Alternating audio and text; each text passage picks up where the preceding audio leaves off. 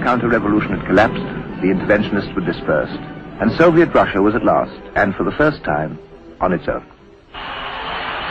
In those fantastic days of 1920, the sun seemed to have risen at last, and the millennium was at hand. The infant experiment in the Soviet principle had taken on the giants of the world and held them, and challenged them, and beaten them.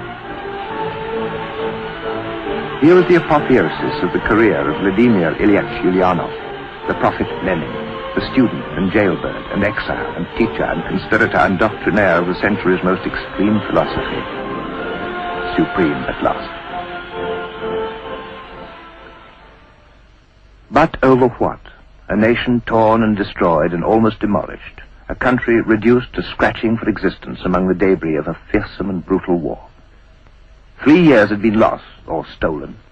Lenin and the Soviets had been handed back a ravaged and derelict land, its industries beaten and broken to a standstill, its resources reduced to rubble, the very face of the country scarred and distorted, set back a decade.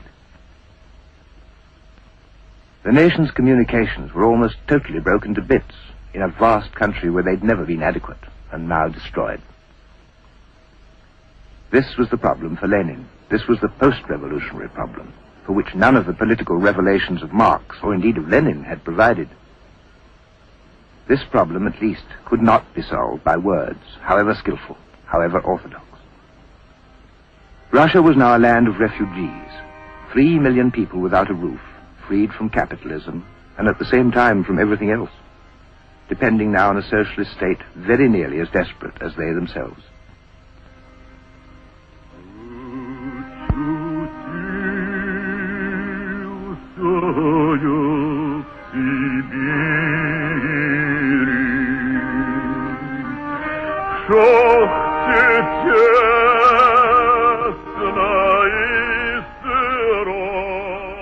It created what almost all revolutions create, the new community of the dispossessed.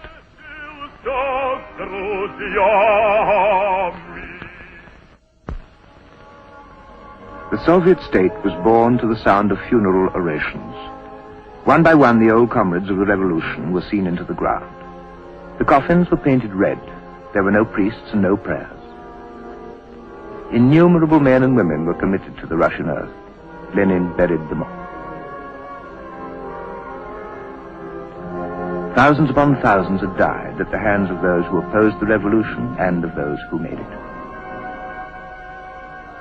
There's no birth, they say, without pain. Sometimes in those ruinous days, it must have seemed to Vladimir Ilyich that the price had been woefully high. There was, of course, a time and a place for symbolism, for the ceremonial laying of stones. Even revolutionary Russia places much value on ritual. Lenin could find time to inscribe plaques and formally consecrate them to communism. But there was so much more to be done. In the military field, said Lenin, we've won a complete victory. Now we must prepare for an even more difficult victory. The nation had virtually to be rebuilt, almost from the foundations, and almost the only machine in all the country to help was an inheritance of the war. There may have been some ironic symbolism as a byproduct, but the only thing that worked in Russia was a captured British tank. Lenin spoke endlessly throughout it all, exhorting, insisting, demanding, arguing. It may have been rhetoric. Perhaps none of the Russians had any choice. The fact is that somehow or other this terrible job was done. The broken bones of the country were knit together with nothing except hands and feet and muscles and endurance, the simple, hard technology of inexhaustible manpower.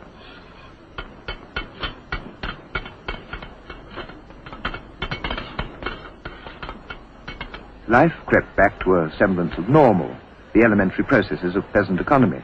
The Smolensky market was in business again. It wasn't much, but it was something.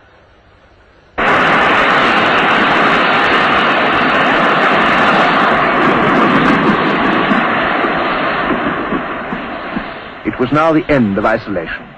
The first Soviet state was gradually becoming the focus of one world attitude at least. At the Congress of the Communist International in Moscow, the delegates from 39 countries debated the program by which they were to overcome the world. They and the Bolshevik pioneers, Radek, Zinoviev, Lonicharsky, Litvinov, the old guard and the new, including the American John Reed, journalist and historian of his times. Inside, they made their own history. Marx's old friend Clara Zetkin. On her right, the Japanese communist, Sen Yatayama. On her left, Zinoviev. Then Smeral, leader of the Czechs.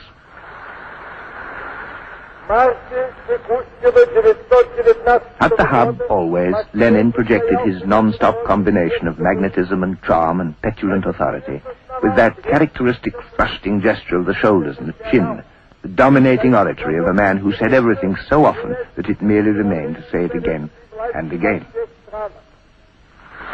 It was his manner, as with many a personally modest man of extravagant powers, to retreat, as they say, into the limelight.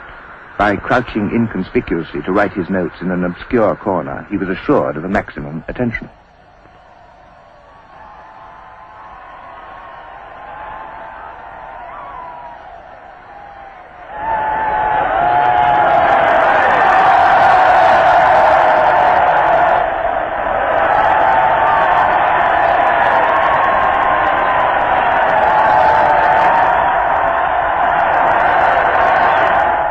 Here was the apogee of Vladimir Ilyich, the summit of his tempestuous and uncompromising career.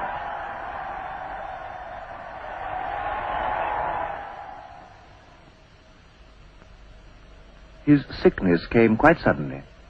In 1922, his first stroke laid him low. He went to recover in the small estate in the village of Gorky. It was a hemorrhage of the brain, but it was not necessarily of great danger. He seemed to rally, and very soon he was talking as vigorously as ever, or nearly.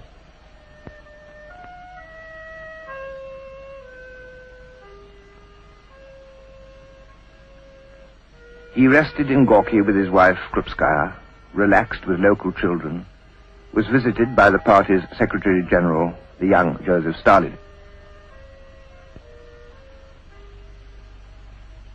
That year he seemed to recover, and hastened back to Moscow, to the Council of People's Commissars, to the Central Committee, to the Central Executive. To Lenin it was hard to accept that the business of the Soviet could continue without him. But by the end of the year, in the bitter winter, the second stroke failed him once again. And once again Krupskaya took him back to Gorky, to the snow-bound villa where, in the silence of paralysis, he was to come to an end. So, at 6:30 on the evening of January the 21st, 1924, in the 54th year of his tireless, tormented and triumphant life, Vladimir Ilyich Lenin died of a sclerosis of the brain. They took him back to Moscow, gripped in the ferocity of the numbing winter's cold.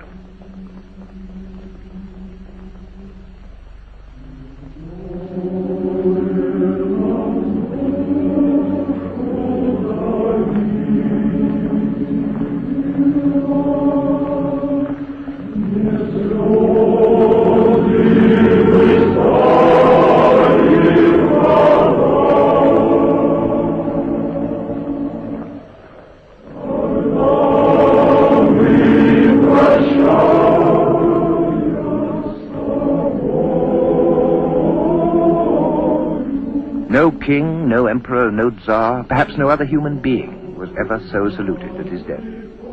He'd been many things in his time, all to one compelling and obsessive end.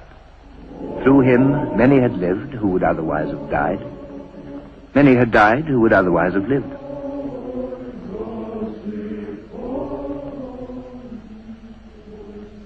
They set what was left of Lenin in the Red Square, and there, in body, he lies to this day.